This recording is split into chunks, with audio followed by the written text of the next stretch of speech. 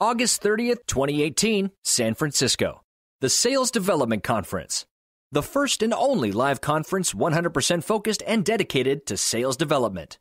Join over 300 of the top minds in sales development for a full day of learning, forging new relationships, and creating the next generation of sales development excellence.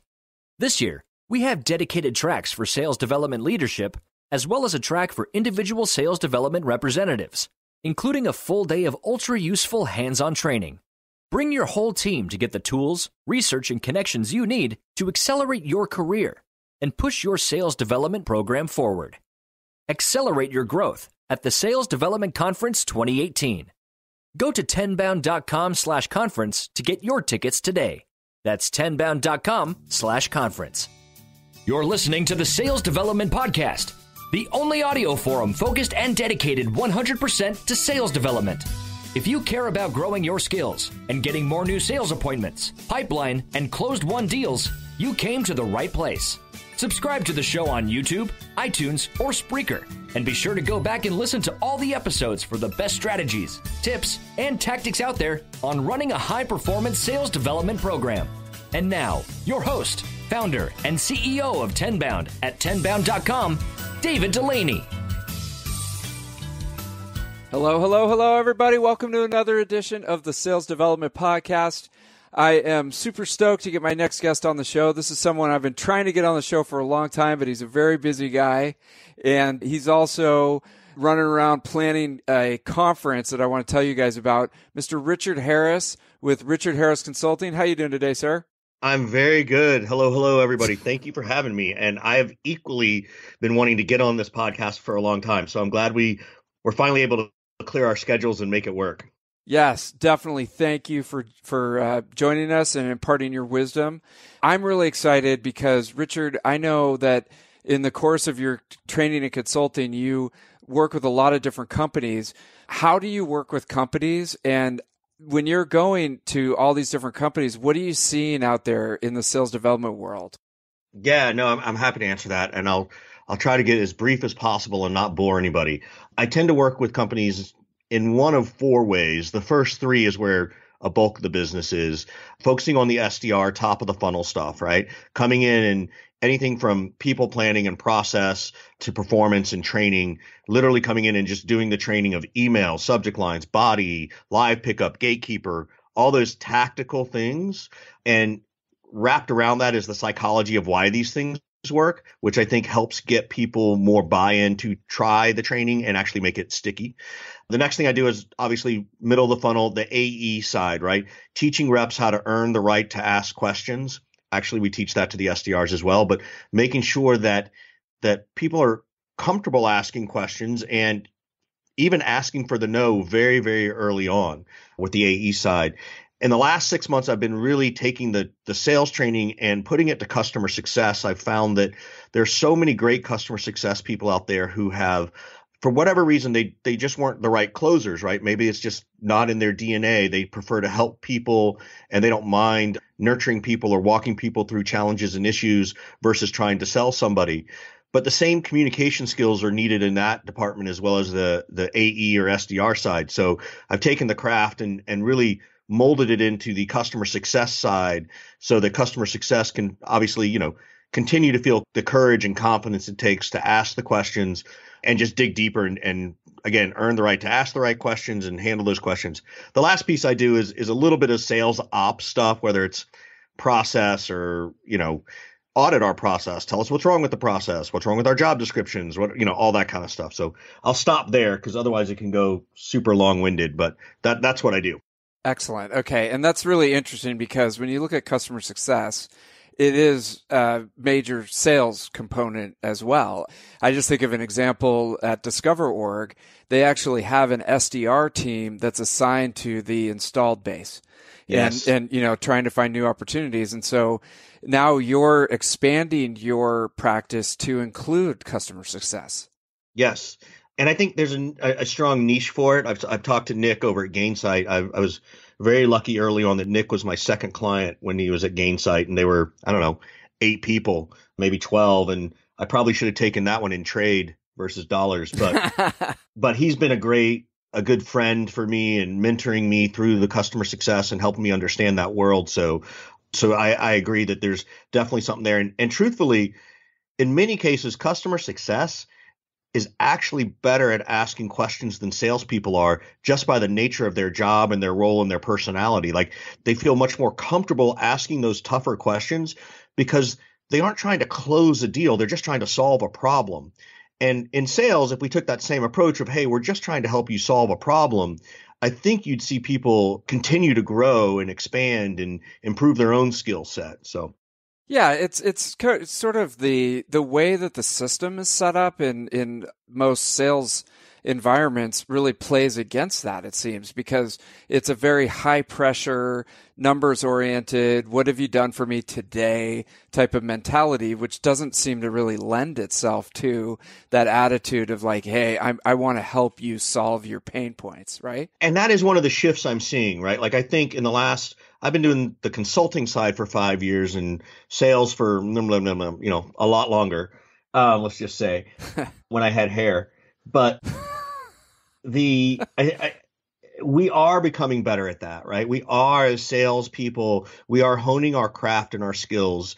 There's a different group of salespeople coming along, and I totally love the millennials because this is the world they live in, which is they're always reading and willing to learn, right? I'm a Gen Xer, and I always sort of thought I was the expert at everything, and it's really been a pleasure to be refreshed with that and see this next wave and generation of people where it's like, okay, Mr. and Mrs. Manager, you can put as much pressure on me as you want, but, I'm not going to, hard close somebody if that's not what we're really trying to do, right?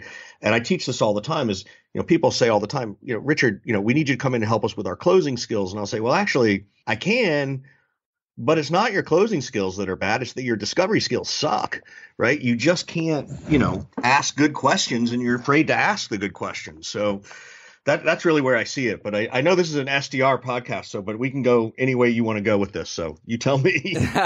Lots of tangents we could go on. I mean, it's all part of a continuum, right? The SDR, sales, customer success. So it's very interesting. What I would like to ask you is, as you go from these different company to companies, you said that one of the things you see is people not really digging in on the discovery questions, and then, not being able to close because they don't have all that information.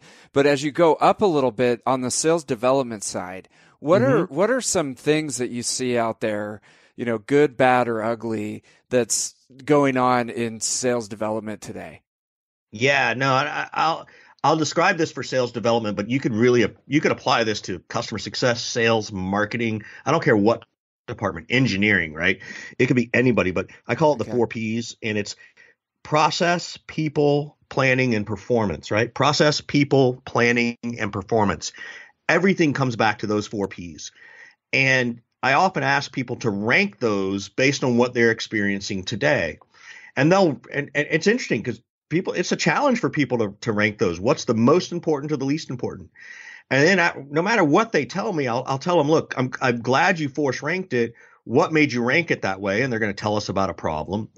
And I go, great. Well, just so you know, when I ask you again next Monday, you're allowed to rearrange those, because that's what the world of business is like these days. It does move that quickly. So as it comes back to the SDR side, the consistent things I see that are missing really fall around those 4 things. A lot of it is about process, lack of a process, or lack of self-auditing their process, right? If people don't take a step back once every 3 or 6 months and go, hey, do we need to break this to make it stronger? I think you're hurting yourself. What ends up happening is we end up going through things and we get into a slump, and then that slump comes along and we can't figure out what happened. And then when you really dig into it, you realized it was something that changed 3 or 4 months ago. So I encourage people to really, really examine their processes along the way. I also think too that it's, if you're a manager listening, this might be something to help you. If you're a rep, this might be something to help you as well, is that let your reps audit the process, not the management, right? One, it allows reps who want to have more responsibility. It allows managers to delegate. It allows managers to see a different skill set from someone, right? And it creates that career path kind of thing. That's a really good thing. And let's remember, it's the SDRs who are running the process. They're going to be the ones who will tell us what's good and bad about it, right? Managers can step in and do it. Hopefully the good, and I've seen great SDR managers who are addicted to the process, courtesy of my friend Scott, who wrote that book. But it's a good exercise. Make sure you're always auditing your process. That's the first thing I see. Okay. Yeah, I'm going to stop. Yeah, no. Let me ask you. This is really interesting. So say, you're an SDR or you're an SDR manager and you're like, we haven't taken a look at our process for a while. Where do they start to unpack it? Because I think that a lot of teams have a lot of software plugged in, or maybe they've got this old process that they inherited. Where do they start by unpacking the process and trying to figure out how to improve it? Yeah, so this is, and again, right, like this is in the perfect Richard Harris and David Delaney bubble world, this is what I would do, right? If I've got a team of SDRs, I would try to figure out a top-down and a bottom-up strategy. Top down means let's go look at the numbers. What are the numbers telling us? What do they look like? Where are they trending? What were our best months? What were our worst months? What can we determine from that? That's a top down approach, right? Bottom up would be just handing it over to one of your senior SDR people and say, go, Sarah, go rewrite this process, right? Maybe Sarah's really good. She's just been able to crush it, and give her the ability to free think her way to try and solve a problem that may or may not exist. And see what those two people come up with, right? Put them in separate rooms, let them come up with their own separate strategies and see what works, right? Or see what doesn't work. Sarah may come back and say, guys, there's nothing wrong with the process. I got no issue, right? That's one thing. I would also tell you to consider taking an SDR who's not performing, ask them to audit the process, right? Because and I say this respectfully of all salespeople, we're all very good at making up excuses, and the excuse factory can pump super hard and super well. Sometimes, though, as SDRs, or sales reps, we become the boy who cries wolf, and it just falls on deaf ears finally, right? So taking that person who's going to be the one who has the most to gain might be another way to audit that process. And that's where I would tell you to start. I don't know that you can say, well, let's go look at our dials and let's go look at our stack and let's go. To me, those things happen naturally, and maybe I'm just too jaded and engaged with it. But that's where I would tell people to start. So you could potentially have someone give them like a project to say, go in, look at our process, write down, document it, come back to me and tell me what we're doing right now, first of all, and then give me 3 things that we could improve. Absolutely. And I love how you said 3 things, right? This is when I was interviewing for people, right? Or when I was interviewing for a job, one of my favorite questions when it was my turn to ask a question was to say, Mr. or Mrs. Vice President, if you could snap your finger 3 times right now and make something better tomorrow, what would those 3 things be that were fixed tomorrow? And it catches everybody off guard, right? Totally does. And they're like, well, that's a great question. I don't know. It'd be this, this, and this. And I look at them and go, well, what's stopping you from doing it, right? And that's the exact same approach I would tell you to do with your SDR team. If we could fix 3 things tomorrow, just tell me what they would be. Don't worry about how much it costs. Don't worry about who's going to do it, who's going to implement it. Just tell me, right? And that's the project you want them to go do. Okay. And, that reminds me, there was this book called, I believe it was called The One Thing by Gary Keller or something like that, where the big question was, what is the one thing that you could do that would make everything else easier and better? Yep. And that's a really hard question to ask. I mean, yep. I've never been able to answer that. But that's the whole premise of the book is you have to keep asking yourself that about the process, because that could unlock total potential, right? You got it, right. Like you've got so much to go with, right? There's so much greenfield there. Yeah. And so I like that. So if you could snap your finger and improve 3 things to make your life easier or, improve the performance of the program, what would they be? That is an excellent question. Okay, so the process, we've unpacked it. We've got some great ideas there. Okay, now let's talk about people. So where do you start there? Well, I think you do, again, you have to have your ideal candidate profile. It's a different kind of ICP, right? Okay. And you've got to, and again, it's traditionally, the young person coming out of college and they haven't had a sales job, et cetera, which I think is great.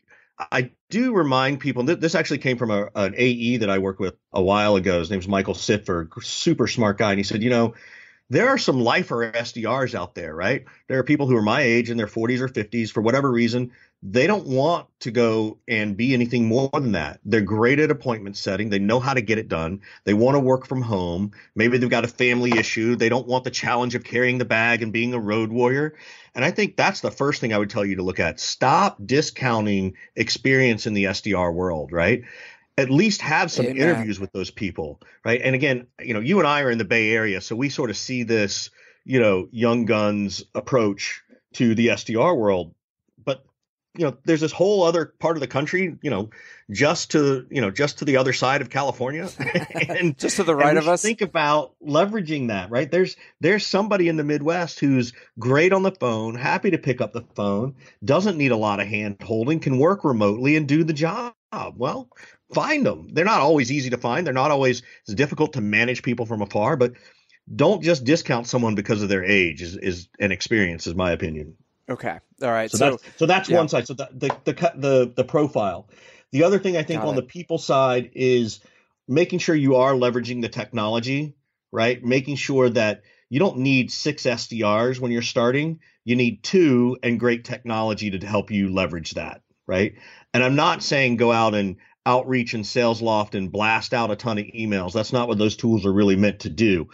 But there are ways to leverage those kinds of things and make them both effective and efficient and save you some time and money. The other thing I would say on the people side, always hire in pairs. I don't care what in sales anyway. I can't say it about engineering because I don't know how that works as well. But always hire in pairs, because if somebody doesn't work out, then you're starting all over again.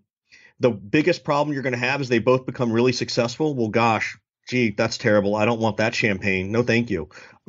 That's a great problem to have. So that's my other suggestion on the people side. I like that. Okay. And do you ever see people hiring in classes? I guess that's bigger companies, but they'll hire like 5 people at the same time. Oh yeah. It's all definitely, the fancy new buzzword this year is cohort, right? Nobody used the word cohort.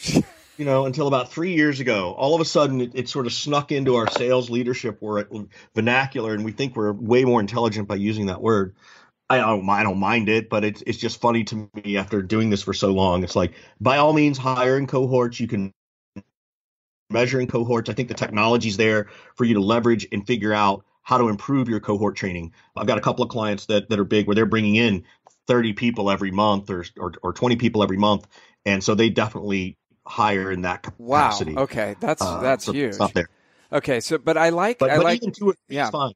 A cohort can be 2 people or 3 people. Right. I was just going to say, I like hiring, multiple people at the same time so that, you can kind of have a backup or make sure that you've got the right fit. And it's not like you're starting from scratch every time. Yeah. Yeah. And besides, otherwise it's a massive waste of time, right? I don't care how much you think you're paying your SDR in terms of cash outflow. If that hire doesn't work out, you just lost 10x, in my opinion, based on the amount of time it took to interview them, go through all the interviews, hire them, onboard them, go through HR, whatever it is. Like, all that time is a massive, massive waste that has a tremendous opportunity cost. August 30th, 2018, San Francisco.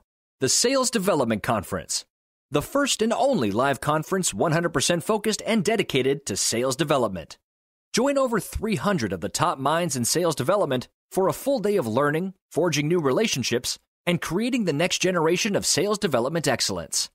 This year, we have dedicated tracks for sales development leadership, as well as a track for individual sales development representatives, including a full day of ultra-useful hands-on training. Bring your whole team to get the tools, research, and connections you need to accelerate your career and push your sales development program forward. Accelerate your growth at the Sales Development Conference 2018. Go to tenbound.com/conference to get your tickets today. That's tenbound.com/conference. Right. Not only is nobody making the calls and setting up the new meetings, but you also spent all that time and effort to bring them on board. And now it's gone. And you got to do it again. Okay. Excellent. So now we're on to planning. So tell me about planning. Like, are we talking about planning your strategy for your, going to market with the SDR team, or what, how do you define that? It happens everywhere, right? Like there's nothing worse, and believe me, I've built these programs myself. I've been a part of them as reps or as managers where it's like, hey, we're a startup. We don't really have a process, right? It's like, well, if I'm literally going to have somebody come in on Monday, please map out at least what the first 5 days looks like by hour, right? I promise it'll help you, right? Don't just try and wing it. So planning can be something as simple as that. Planning can be, well, what are our email cadences going to be, right? What are we going to do in terms of, whether we're using an outreach or a sales loft or a connect leader, whichever one of these tools you're going to use, what are our cadence going to be? Planning out the message of each step of the cadence. You got to put the plan together before you just execute. Startups is often more about execute and then figure it out later, right? I get it. I love, hey, let's fail faster. I don't have a problem with that. That's great when you're 6 people in, right? And when all that matters is having conversations with people. But as soon as you start to bring in one SDR, just one, and by my token, you always bring in 2, you need to start planning. And it may require a little bit more work up front, but it's going to improve your execution on the back end, and it's going to save you a ton of time on the back end too. I completely agree. I mean, why would you want to wing? Like, you would never think about winging a whole department, but people do it all the time with sales development, it seems. Yes. Let's just wing it. We'll throw the guy in there or throw the girl in there and hope for the best. It's crazy. Yeah, and I think that's because most CEOs, and particularly, and again, I'm in Silicon Valley, and the latest wave of CEOs, I've seen a lot more technical CEOs who are super smart, right? Coming out with the product and the technology, and they've built the technology themselves. They think of sales, and again, some of it's just an experience thing or a lack of experience or exposure to the world, is that they think of sales as a commodity. They think we're replaceable. They think that, there's a reason that the average tenure of a VP of sales, I think I just saw a new report, it's either 16 or 18 months. I just saw it. I think Chris Orlov over at Gong just wrote a report on this. There's a reason for that. Some of it is they're just bad VPs of sales out there, right? The other is that executives don't understand what it actually takes to build and create a sales team. And I don't care how good you think your product is, how disruptive you are to the world, it's going to take you between 2 and 3 years to get it right, period. And if you change leadership every 12 to 18 months, you're just hurting yourself. Now, if you've made a bad hire, which goes back to people, then yes, that's a legitimate thing you should examine. But sales reps, SDRs, AEs, customer success are not commodities, right? We are not easily replaceable as you think, at least for the good ones, right? Right. So you got to get that process and the planning down. In advance. Think of it like an architecture. You would never build a house without the architectural drawings, but we do it all the time in sales. And to your point, you can't. Unfortunately, probably most people can't hire 2 VPs of sales, but that would be pretty interesting, huh? No, at $400,000 a year, right? Yeah, right. But again, I think you're to your point, right? And we see this, right? We see people come in and say, hey, well, show us me your 90-day plan or your 60-day plan, et cetera, right? And that's a great question to ask your VP of sales or your potential VP of sales. But how does that compare to what other successful VPs of sales have done? Do you have a VP? This is what I tell all CEOs. Go find a VP of sales, go find a VP of marketing, go find a head of engineering, and put them all on the advisory board. Because when you have questions about hiring good people, you need to surround yourself with people who've been doing it for a long time. And you need to surround yourself with people who are not emotionally tied to you or your product or your service, right? I mean, there might be some if you're going to create some small equity piece of this, right? But you've got to get something to compare those plans to, not just look at the plan and go, oh my God, that looks really great. Like, hey, look at all the bullet points. Right? Oh, good. They're going to grow by this, and they're going to show these numbers, and they're going to make everybody hit the phones for 100 dials a day, and That looks like a good plan to me. Let's hire them. That's not the guy or the woman you want to hire, in my opinion. That's a piece of them, but that's not the most important piece. Okay. How do you get that? How do you get that data from other what other VPs of sales are doing, because there's Topo and there's Serious Decisions. There's those consulting firms. So do you have to go and find that information, or? So there's some there. I think Trish over at the Bridge Group does some great stuff. Yeah. And her stuff is, I can't remember who's charging for their data and who's not. So I'm not going to say that any of them are, but I know that Trish has a lot of reports she puts out every year, whether it's compensation around SDR stuff, whether it's around the average tenure of the SDR. She wrote the sales development playbook. If you're building an SDR team and you haven't read that book by now, stop what you're doing. Well, finish listening to this podcast, then go buy it, or multitask and go download it right now. I know there's even an Audible version, if I'm not mistaken, but it's the Sales Development Playbook by Trish Bertuzzi. So please, that's just going to help you answer so many of these questions that you're just wondering about or thinking about. And oftentimes I've found that most people read the book like that. Same with kind of like Aaron Ross's books, is like it validates 60 or 70% of what you already know. And then the other 30% or 40% is like, oh, wow, I had never thought about that. So they're great books for you to build these organizations. So you can get a wider range, viewpoint. Yep. And I mean, those are like table stakes right there. You got to read. Yeah, totally agree. Everybody totally. On the call has but to I think the data point is that, as you said, Serious Decisions and Topo and Bridge Group, they all have great data. They've done the research on this stuff. But at the end of the day, you still need to measure what you're seeing versus what's actually happening in the real world, right? These reports are still 3 to 6 months old in many cases by the time the data is collected and then put all, perfumed and put into a nice binding and all that kind of stuff. So I would not say that the data is outdated immediately, but you do need to just, you want to check stuff against the real world as best you can. Yeah, you can't just operate in a vacuum with the planning. You got to get that other research. Now, when you talk about performance as the final P in your module, what kind of performance indicators do you look at? Yeah, so it comes back to the standard, right, of metrics and KPIs, right? And we hear this all the time. I've tried to define the difference between the two. In many cases, metrics are a straight up number. KPIs are conversion ratios. That's sort of my broad swipe at trying to define those two things, right? How many dials is important? You need to know it, but it's not the most important. I need to know what the conversion ratio is from dial to someone actually picking up the phone. Like I need to know how many, if I call at a certain time of day, what's the best time of day to do that? Well, what's that conversion rate? Okay, now what's the conversion rate to getting into a conversation? What's the conversion rate to conversation to meeting? Whatever it is, right? And what I would tell everybody to do as you look at metrics and KPIs is start small. Don't try and do all of them, right? Don't try and do every single KPI that you can come up with in every conversion. Find the ones that lead to the next one first so that you make sure that you build your process around accurate information, right? This is where, again, in the performance and metrics and KPIs, this is where having that process, and doing some planning around the process, and then even planning throughout the process and execution of it is really, really critical.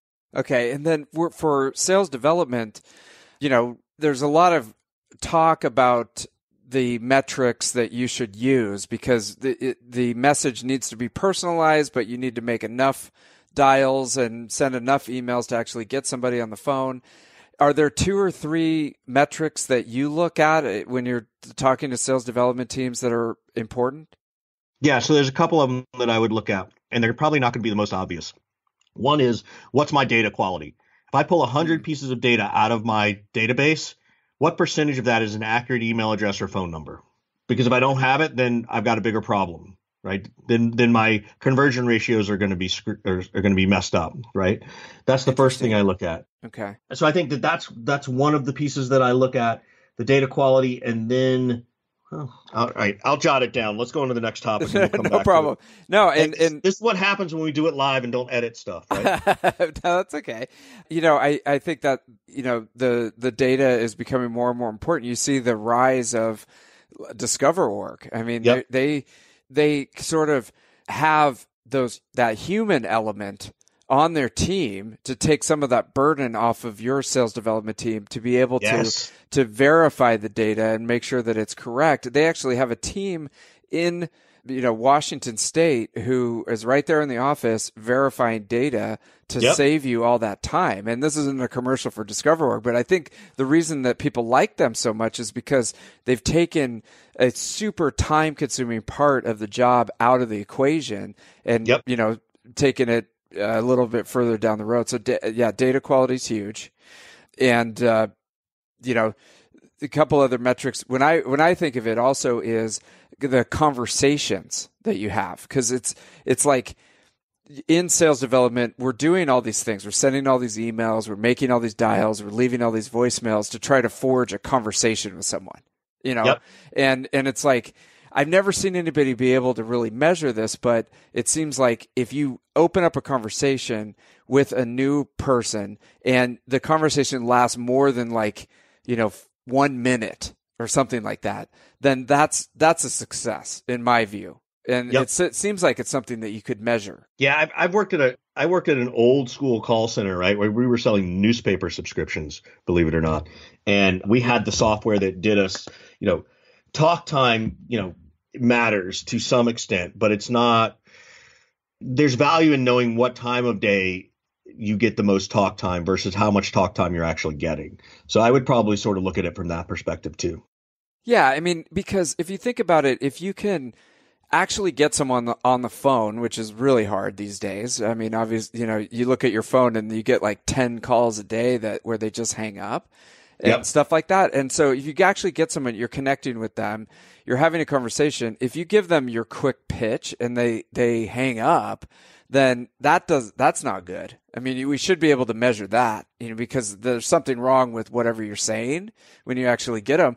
But then if you're charming enough and you're well trained, you went through Richard Harris training, and you can actually Right. open up a conversation, and it lasts for more than 1 or 2 minutes, then that's a really good thing that you should measure, it seems.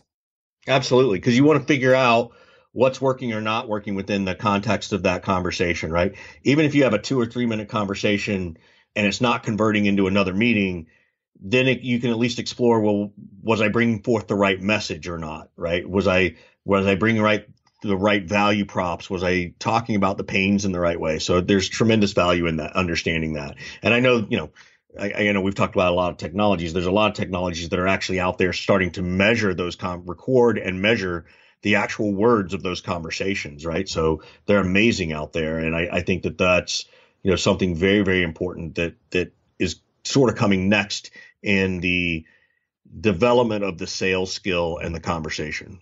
I know. And those platforms like Gong and Chorus and Exec Vision, Yep. it's tricky because if you're a salesperson, you actually have a demo set up. You've Yep. already got two-way consent because they accepted the calendar invite. What's tricky is on a cold call, because there's all those different laws. And I think if you talk to Steve Richard, you can set up your system where you're following all the laws of the different states. But I think where the value would be tremendous on the SDR side in being able to measure, how long you get somebody on the phone and stuff like that, and what we've been talking about. So, yeah.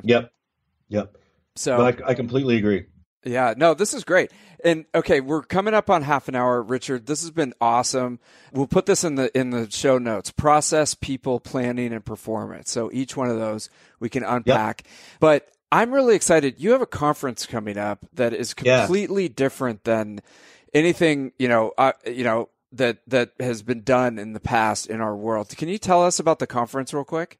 Yeah, thank you for that. It's called surfandsales.com. A buddy of mine, Scott Leese, who I've mentioned here, who is a tremendously, he really is just this amazing sales leader and a good person. I mean, aside from that, he's kind of the opposite of what you think of a sales leader, right? He's not that gregarious, outgoing, ha ha ha, telling jokes, drinking all night kind of guy. He's super smart. A lot of people don't know this about him, is that his actual undergraduate degree was in psychology. And I'm like, oh, if I knew I was going to be in sales, I would totally have gotten a psychology degrry. So he really does understand how the human thinks. And he uses his power for good, not evil. And so he's this tremendous manager. And I just can't say enough good things about the guy. But so he and I are putting on a conference called surfandsales.com. It was his baby. He came up with it. We were down in Costa Rica over Thanksgiving with our family surfing. And he said, what if we put together a small conference and we get, maybe like 20 sales leaders and sales people, right? And it doesn't just have to be leaders. It could be sales reps and SDRs and customer success and marketing. But we keep it really small and tight so that the conversations are really meaningful, that relationships are really built. We were talking about all these great conferences we go to but you don't get to build that relationship. And so we wanted to really dive into specific topics. We really wanted to dive in and have people have literally, our goal is that people are going to have lifelong friendships out of this and business friendships, right? Friendship doesn't mean they have to be your best friend and come to your wedding, but there are people we can learn to grow and respect along the way. So we're putting this on in May. It's the 19th to the 25th. You can go to surfandsales.com to see it. If you're listening on the show and you want to email me on LinkedIn or connect with me, feel free. We're giving a discount for those who come from the show. We appreciate it. And we're going to cover all kinds of topics. Everyone who attends actually has the opportunity to lead a session. So if you're an SDR and you want to talk to these VPs of sales who are here and say, here's what my day's like, so they can take that back to their world and share that with their team. We want you there. We want you there. We want you sharing, right? We're going to do one-on-one coaching sessions. We're going to be doing all kinds of stuff. So it's just going to be a fascinating time. It's going to be in Costa Rica. We've already got 3 houses rented. We actually have, for the women who are listening, we're going to have a house that's just for women, just so that we can, make sure everybody feels comfortable. And we've got one of the sales leaders is a woman coming. She's a yoga instructor. So we're going to do early morning yoga. Like it's going to be like a retreat and sales thing. So we're going to get up every day. We're going to surf early in the morning. We're going to do an hour and a half of a sales topic or management topic or leadership topic. Before lunch, we'll break for lunch. We'll do the same thing around in the afternoon for another lesson. So maybe hour and a half each day. And then we're going to do surf lessons again at the end of the day. So everything's included when you go check out website. Everything but your airfare is included in this, but all your food, if you want to drink alcohol, we're going to cover that for you. If you want to take surf lessons, we're going to cover that. If we're going to do yoga, we're going to cover that. Like it's all there. So it couldn't be more excited about it. So Amazing. Thank you for giving me a chance to talk about it. Amazing. I think it's awesome. I mean, it's such a great idea. If you haven't checked it out, go to surfandsales.com. And the last quick thing, Richard, you're going to come to the Sales Development Conference on August 30th, and you're actually going to be running a session for sales development reps, giving them a little sample of your you didn't mention that in the pre-call notes, but that's okay. I'll be there. I'm happy to do it. Oh yeah. And so come to that, get some training from Richard. Richard, thank you for imparting your wisdom with us on the Sales Development Podcast. We really appreciate it, man. Yeah, no, David, thank you so much. This has been fun. I can't believe it's been a half hour already. This was a lot of fun. All right, we'll do it again soon. Take care. All right, talk soon, David. Thank you for listening to the Sales Development Podcast, the only audio forum 100% focused and dedicated to sales development, with your host, David Delaney. Please be sure to subscribe to the show on YouTube and take a moment to leave us a review on iTunes. Your support makes our show possible. If you are struggling with your sales development program, contact us at tenbound.com for a no-obligation exploratory call. Again, that's tenbound.com.